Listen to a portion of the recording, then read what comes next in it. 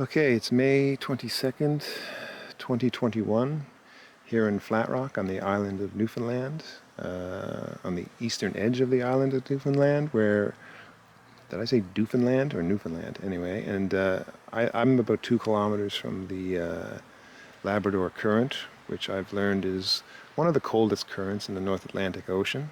And that current keeps my bees pretty much frozen and damp all year round.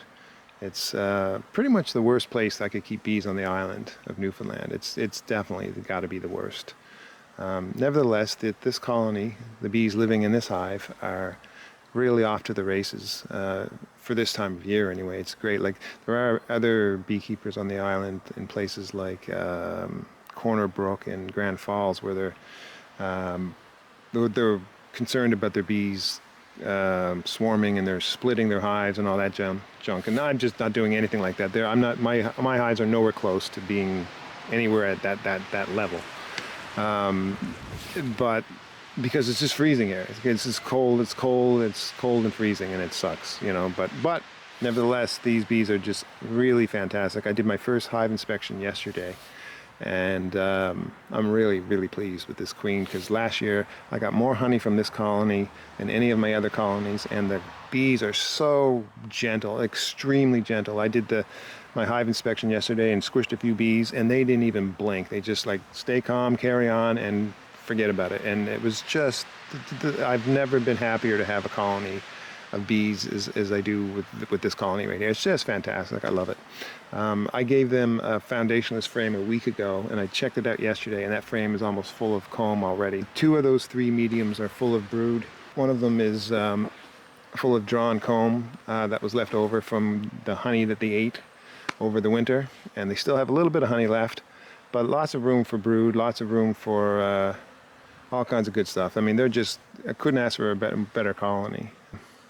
I didn't wrap them. I didn't give them any insulation. I gave them some emergency sugar over the winter, but they just tossed it all out. So really, they didn't get any special treatment, and they're just doing great. It's just such a pleasure to experience this and to witness this.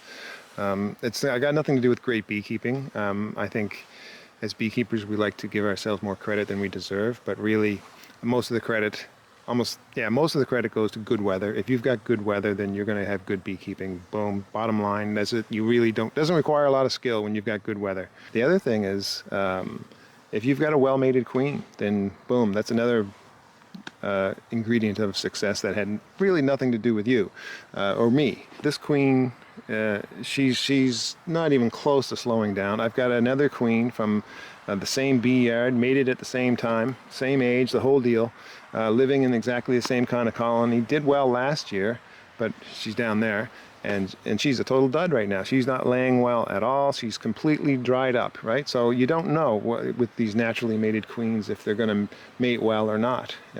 Being naturally mated is not a guarantee that you're getting the best queens. So I mean, I had nothing to do with that. It's just luck of the draw, and it's good weather again, right? Because these queens they can't mate if you got 2 weeks of rain, drizzle, and fog, which happens all the time in Newfoundland, right? I'm giving myself credit where credit is due, and really, my credit is I gave them a dry hive. I didn't really do much of anything. They didn't have any insulation. Nothing. I paint the hive black. I make sure the inside of the hive is dry over the winter. No wrap, no nothing. That's about it, really. And I know what else to look out for. Just experience tells me when things are going good and when things are going bad, and what I need to do and when I need to do it. But overall, it's just you can't necessarily predict if you're going to get a good queen, and you have no control over the weather. And those two factors, I think, are the big ones in terms of successful beekeeping. But yeah, I just want to sit here and look at this colony and go, wow, this is fantastic. I've got a couple colonies. I did my first hive inspections of the year yesterday because it was the first warm day I had, and this one's good, this one's okay, and that one's pitiful. I thought about stealing some brood from the strong colony and giving it to the weak, but I'm going to give this queen one more week to just show what she's made of, and if she doesn't start laying well, then it doesn't matter. They're going to get weak and they're going to fizzle out anyway, right? So I'm going to give them a week or so and just see where they go, and if she's getting back into the game, then then fine, I'll give them some brood. But if she's still basically a dud, then I'll probably get rid of her and combine those bees with another colony. So anyhow, that's where I am with my beekeeping, and those are my big thoughts for today. Not a lot to talk about until I can really dig into these hives. And it's still, I got warm weather today, but I had warm weather yesterday, I mean, but I'm not going to get any tomorrow or the next day or for the next week. So again, I probably won't be able to do much of anything until June. So we'll see what happens. Anyway, that's it. Happy beekeeping.